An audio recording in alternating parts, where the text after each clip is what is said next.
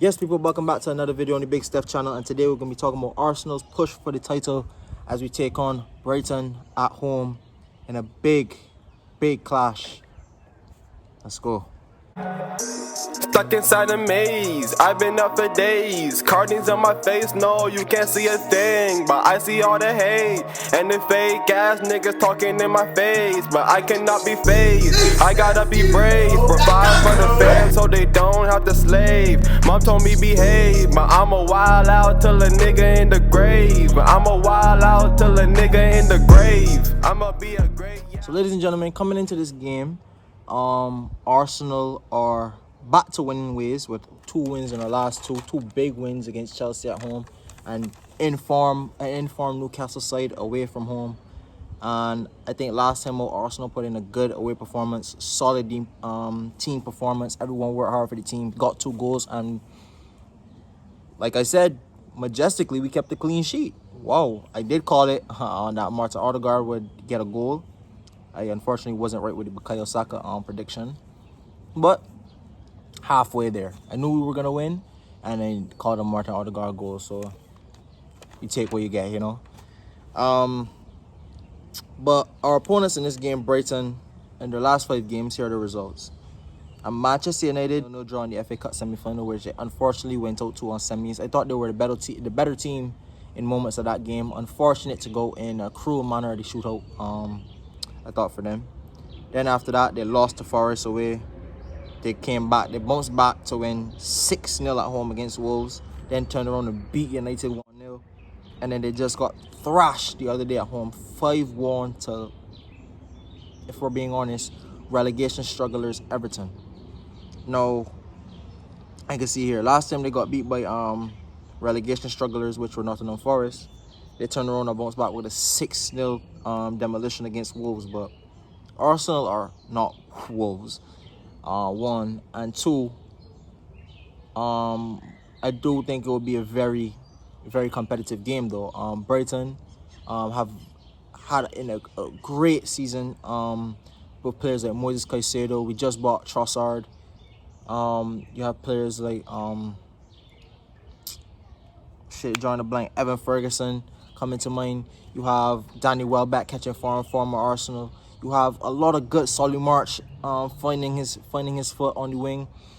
Just Estupinian, great. They just have a good competitive side, and for Arsenal to come and get a result tomorrow is going to be a very difficult game, but a game I think Arsenal are going to be ready for.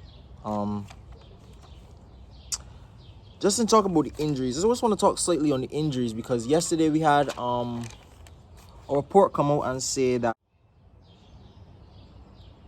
ZINCHENKO and SALIBA are out for the season. Today in training, we see ZINCHENKO training. And in the press conference, Arteta doesn't rule out the fact that both of them can come back before the end of the season. So I don't know if that's a bit of mind games from Arteta, because I personally called it from last time out. If we didn't see SALIBA versus Chelsea, I don't think he's coming back. If we didn't see him again, especially against Newcastle, I don't think he's coming back for the rest of the season. ZINCHENKO is probably a worry I'd look at. I mean, he's in training, but that doesn't really mean anything. So I'm training with the squad, but that doesn't really mean he's fit enough to start, or if he's just trying to see how he feels, how comfortable he is. But I wouldn't mind going with the Kieran Tierney. I wouldn't mind going with the Kieran Tierney in this game, but I do think with ZINCHENKO in this game, I think we pose like a different option, especially because, yes, Brighton are going to want to impose themselves. They have good frontline players like this young Ecuadorian, I can't remember his name at all. What's the young Ecuadorian that scored against Chelsea? Put his picture right here. I'll put his name right here. Scored a brilliant goal against Chelsea when I saw him. Again, Estupinian is a great player on that left-hand side. So their left-hand side, our right-hand side, and also with Matoma. How can I forget Matoma? I mean, Brighton do have brilliant attacking players, but I think Arsenal are going to impose themselves. They're going to want to impose themselves. Sunday game at home in front of the fans, afternoon kickoff. Arsenal are going to look to put on a treat. for the fans in store. Predicted 11. Who do I think is going to start this game? Because I've got the lineup. I don't think I've called a lineup wrong since I've been predicting it. I don't think I've got a lineup fully right since I've been predicting this 11. And it's always kind of strange with Mikel Arteta. Sometimes you think he's going to go predictable and he doesn't. Or sometimes you think he's going to change it up and he goes predictable. So sometimes I can't really predict Mikel Arteta. Let's just say that. Well, the lineup for this game that I predict, Ramsdale and goal is a given. Ben White is a given. Even though he looked a little bit tired over these last couple of games, Ben White has to start. I put Kivior back in with Gabriel. That is a partnership that seems to be blossoming. Kivior seems to be winning over some fans. Slowly but surely winning me over too. So hopefully Kivior has another good performance in the back line next to Gabriel. Left back, it depends on if ZINCHENKO is fit. If ZINCHENKO is fit, I would start ZINCHENKO because I just think that I'd like to see Arsenal go on the front foot and impose themselves and really just take the game to Brighton. Because I think that's what Everton did. Everton from minute one. Everton scored in the first minute with Decore.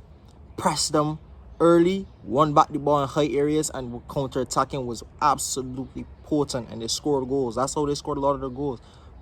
Fast and lightning efficient on the counter-attack. And I don't mean Arsenal have to play like that, because Brighton might want to come and play like that against us, might use that against us. But I think in terms of a press, I think Arsenal is a good pressing team, and I think our press is better than Everton's. So I think hopefully there should be goals in it for us based on last time out, if Arteta and the boys do their due diligence and work hard for the battle tomorrow. But I think ZINCHENKO should be left back. I'd go Jorginho again. He still hasn't put a foot wrong. I do respect the selection of Jorginho because he proved me wrong against Chelsea. I said I didn't want to see him in. He starts, and then from there he's been having 2 good games. So why not give Jorginho another game out and the starting midfield role, especially because that party performance against City is still one I can't get out of my head. I don't think I'll really get that one out of my head. I thought that was a poor performance over the last 4 times we saw Partey start. But Partey is still a key player in our squad, and I can't hold out over him forever. Probably tired legs. Played almost every single game this year when he was fit and available, so can't really blame him. But I'd go Jorginho to start in the midfield alongside Odegaard and Xhaka, because that midfield has been consistently, over these last 2 games, been putting in immaculate performance. And let's just talk about Martin Odegaard again. He's going to be my favorite player in this Arsenal squad. What a key player. When Odegaard plays well, we play well. I've been saying this since last season. And I'm sorry last season he didn't shoot more, because clearly he can shoot. And clearly he has a good left foot on him and could put the ball in the net. So 15 goals tied most in our league campaign season. Odegaard looking for another captain's performance basically from you tomorrow. So I just like to see Odegaard in the midfield alongside Xhaka and Jorginho. In the front line, I'll keep calling for it until it happens, but I don't think alright, again, I'll do the same thing again. What I think is gonna happen versus what is going to happen. Well, I'll say that about what I want the front line to be versus what I think the front line is going to be. What I want the front line to be is Bukayo Saka. I know the fans are going to hate me saying Bukayo Saka hasn't been performing. He hasn't been doing this. He hasn't been doing this. And I just think Bukayo Saka brings that level of balance on the right-hand side we don't get with a right footer out there. If you get me, that cutting inside balance. We don't have that link-up play balance. We don't have that if you have a right footer out there. That cut inside ability, that threat on going either inside or down the channel. We don't really have that threat with anyone else, which is what I think we need, another left-footed right winger in this transfer window. But I'd go Bukayo Saka on the right. I'd go Gabriel Jesus through the middle with Leandro Trossard on the left. Because I just think Leandro Trossard brings that link-up play on the left-hand side that we see on the right with Martin Odegaard. He just brings that beautiful interchanging, and you see it when we played against Chelsea, and you see it when we play against Newcastle. The build-up play from the left, when we have Trossard there, is better when we don't have Trossard there. Basically what I'm trying to say. I think Trossard and Xhaka and ZINCHENKO play in between each other so well, and I just like to see Trossard when he's playing off the left. So I'd like to see that front three, but what I think the front three will be is Martinelli, Gabriel Jesus, and Bukayo Saka. The standard front three we've been running for a long time now. So that's me for this starting 11. What I think the score is going to be, I predict a very entertaining game, a tactical battle, a good tactical watch for the football fan, for the hipster fans. De Zerbi, good coach. Brighton, good team, good players. Everyone's gonna look to poach Brighton players this summer. But I do think Arsenal are just focused on winning the league, and we're gonna continue to win our games. And I just have us going with another, I say, a 3-1 victory this time out versus Brighton. And I'll predict goals again. I'll predict one of the centre-backs to score, Gabriel Jesus, and Martinelli. So centre-backs, Jesus, Martinelli. Those are my 3 predictions for the goal scorers. Who I think will get it. Let me just go. I'll even throw a shout in for Brighton. I think Danny Welbeck, if he starts, will get the goal for Brighton, because it always is some storyline with Arsenal. We see it with Theo Walcott earlier on against Southampton. We see it all the time. Our former Arsenal comes back, does a madness. And I think Danny Welbeck might come and probably get a goal, but I don't think he's going to do anything more but that. Hopefully, please don't let me come and ruin this moment. But yeah, I think this would be a brilliant game, tough game, but one that Arsenal should win nonetheless, with a comfortable 3-1 victory against Brighton. Goals from one of our centre-backs. You could choose, I think, either Gabriel or Kivior is going to get a goal. You know what? I'll go on the line and say Kivior is going to get his first Arsenal goal in this game. Kivior for his first Arsenal goal, Gabriel Jesus and Martinelli to get their goals for Arsenal.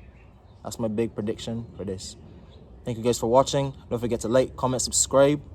Give me your predictions. Who would you like to see in the front three? Again, we talk about this every week. Front three is a big talking point. What do you expect from the game? And tell me how weird it is that even though we see one report saying that they're ruled out for the rest of the season, Mikel Arteta is not ruling it out.